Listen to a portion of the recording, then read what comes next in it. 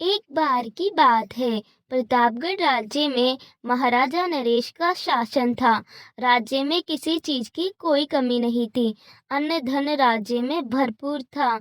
इससे सारी प्रजा बेहद खुश थी। राज्य में कोई भूखा नहीं सोता था।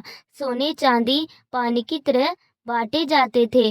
राज्य में अगर किसी चीज की कमी थी तो वह थी राज्य के उत्तराधिकारी की। राजा रानी के पास कोई संतान नहीं थी। इसके लिए उन्होंने खूब पूजा तप करवाए, पर कोई फायदा नहीं मिला। एक दिन राजा को सूचना मिली कि जंगल में कोई पहुंचे हुए तपस्वी आए हैं। वे सबकी मनोकामना पूर्ण करते हैं।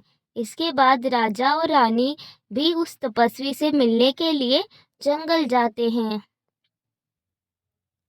जी प्रणाम साधु महाराज। कल्याण हो। अरे आज तो इस राज्य के राजा और रानी स्वयं यहाँ पधारे हैं। आइए आसन ग्रहण कीजिए। जी साधु महाराज, बोलिए राजन, आपकी क्या मनोकामना है? साधु महाराज, हमारे कोई संतान नहीं है। कृपा करके हमें संतान प्राप्ति का आशीर्वाद दीजिए। कल्याण हो राजन, आपको जल्द ही एक संतान की प्राप्ति होगी। पर ध्यान रहे, वो संतान कभी भी लाल कपड़ा ना पहने, क्योंकि आपके महल पर लाल चुड़ैल का साया है। इसी कारण आप लोग अब तक संतान से वंचित रहे। ओह साधु महाराज, हम इस बात का ध्यान रखेंगे। आशीर्वाद पाकर राजा रानी बहुत खुश थे और अपनी खुशी में वे साधु महाराज की लाल चुड़ैल वाली बात को भी भूल गए। कुछ समय बाद रानी को एक सुंदर राजकुमारी हुई, पर हुआ वही जो नहीं होना था। महल की दासी ने लाल रंग को शुभ मानकर राजकुमारी को लाल रंग पहना दिया। जैसे ही राजकुमारी ने वो लाल रंग पहना, लाल चुड़ैल राजकुमारी के अंदर प्रवेश कर गई, क्योंकि वह चुड़ैल राज्य को खुशहाल नहीं देखना चाहती थी और उसका निशाना सिर्फ राज्य का उत्तराधिकारी था। चुड़ैल ने प्रवेश करते ही अपना रूप दिखाना शुरू कर दिया। ये क्या? राजकुमारी इतनी भारी कैसे होती जा रही है? वो राजकुमारी की आंखें इतनी लाल कैसे हो रही है? चुड़ैल ने दाई माँ को इतना डरा दिया कि वह कुछ बोल नहीं सकी और पागल हो गई। इसके बाद महल में सब कुछ अस्त व्यस्त होने लगा। राजन, तुमने मुझे फांसी की सजा देकर बहुत गलत किया है।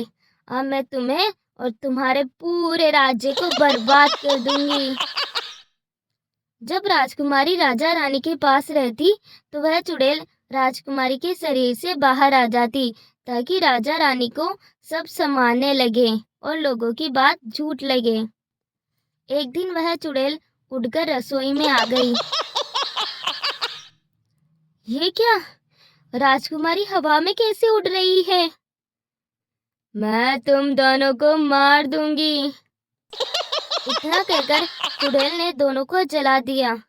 उनका शोर सुनकर राजा रानी सब वहां इकट्ठे हो गए और वो चुड़ैल वहां से निकलकर कमरे में आ गई।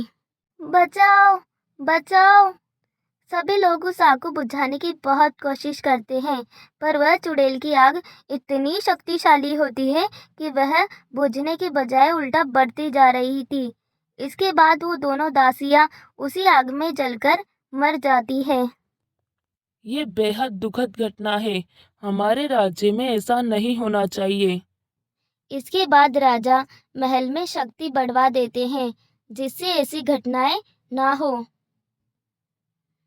राजन, तुम कितना भी कर लो, पर तुम मुझे नहीं रोक पाओगे। इसके बाद वो चुड़ैल महल और राज्य में कहर बरपाना शुरू करती है। राजा और रानी इससे लेकर बहुत परेशान हो जाते हैं कि ये क्या हो रहा है। इसके बाद राजा रानी उसी साधु महाराज के पास जाने का निर्णय करते हैं। वे लोग मार्ग की ओर निकल ही रहे होते हैं कि चुड़ैल को यह बात पता लग जाती है। तुम लोग कभी वहां नहीं पहुंच पाओगे। देखो, मैं क्या करती हूँ।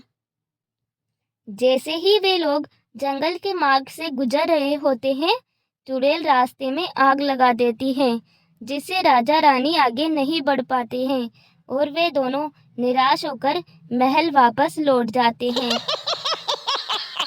हम क्या करें? ये सब हमारे साथ क्या हो रहा है? यदि ऐसे ही चलता रहा तो हमारा राज्य बर्बाद हो जाएगा। मैं यही तो चाहती हूँ। नहीं राजन, तुम्हारा राज्य बर्बाद नहीं होगा।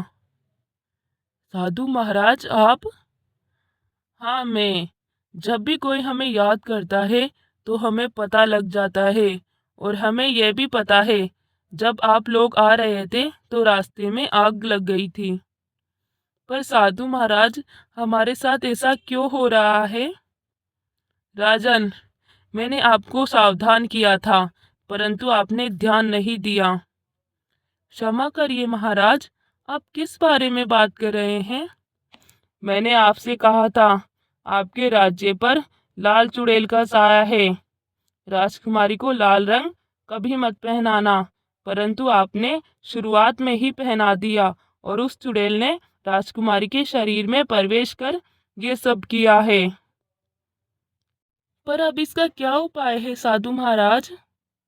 रुको, मैं करता हूँ कुछ।